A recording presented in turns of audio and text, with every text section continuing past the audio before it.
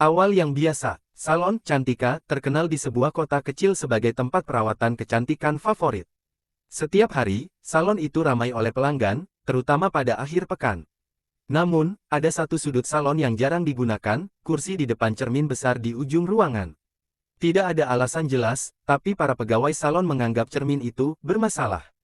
Sinta, seorang karyawan baru, tidak tahu apa-apa tentang rumor tersebut. Ia baru bekerja di salon itu dan selalu mendapat tugas untuk membersihkan area dekat cermin tersebut. Hari pertama berjalan lancar, hingga ia merasa ada sesuatu yang aneh, cermin itu memantulkan bayangan yang tampak sedikit berbeda. Pada suatu malam, Sinta lembur karena harus merapikan salon setelah pelanggan terakhir pergi. Semua pegawai sudah pulang, dan ia tinggal sendirian. Saat ia mengepel lantai dekat cermin besar, ia merasa seperti diawasi. Ketika ia melihat ke cermin, ia melihat sesuatu yang membuatnya membeku, bayangan dirinya di cermin tersenyum lebar, padahal ia tidak tersenyum. Wajah itu tampak pucat, dan senyumnya terasa mengancam. Dengan panik, Sinta memalingkan wajah, tetapi ketika ia kembali menatap cermin, bayangan itu sudah kembali normal. Sinta mencoba mengabaikan kejadian itu dan menganggapnya sebagai halusinasi karena lelah. Namun, malam-malam berikutnya, gangguan semakin nyata. Saat ia sedang merapikan meja rias, ia mendengar bisikan pelan dari arah cermin, seperti seseorang memanggil namanya. Sinta, ia terkejut dan menoleh ke cermin. Di sana, bayangannya kembali terlihat berbeda. Kali ini, sosok di cermin tidak mengikuti gerakannya. Bayangan itu melambaikan tangan dengan senyum menyeramkan, sementara Sinta hanya berdiri terpaku. Keesokan harinya, Sinta menceritakan pengalamannya kepada Ana, pegawai senior di salon. Ana tampak enggan berbicara, tetapi akhirnya mengungkapkan rahasia cermin itu. Dulu, salon ini dimiliki oleh seorang perempuan bernama Linda. Dia adalah seorang penata rambut berbakat, tapi hidupnya penuh tragedi.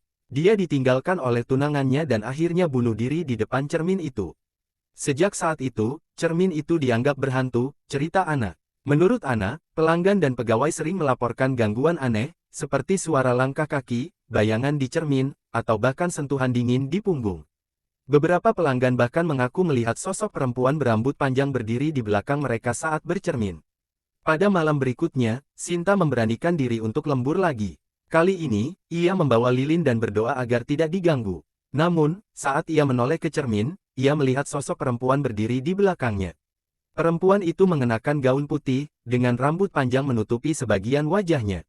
Sinta ingin berlari, tetapi tubuhnya terasa kaku. Sosok itu perlahan mendekat, lalu berbisik, "Tolong aku." Keesokan harinya, Sinta menceritakan kejadian itu kepada pemilik salon. Pemilik salon akhirnya memanggil seorang ahli spiritual untuk membersihkan cermin tersebut. Saat proses pembersihan berlangsung, Sinta diberitahu bahwa arwah Linda sebenarnya hanya ingin didengar. Ia meninggalkan pesan, "Aku ingin salon ini tetap hidup, tapi aku kesepian." Setelah itu, gangguan di cermin mulai berkurang. Meski begitu, kursi di depan cermin besar itu tetap jarang digunakan. Para pegawai lebih memilih menghindari sudut itu, meskipun cermin itu kini tampak seperti cermin biasa. Salon Cantika tetap menjadi favorit, meskipun cerita tentang cermin itu terus menjadi legenda yang dibicarakan diam-diam oleh pelanggan. Sinta, meskipun masih bekerja di sana, selalu memastikan untuk menghindari cermin itu setiap kali ia sendirian di malam hari.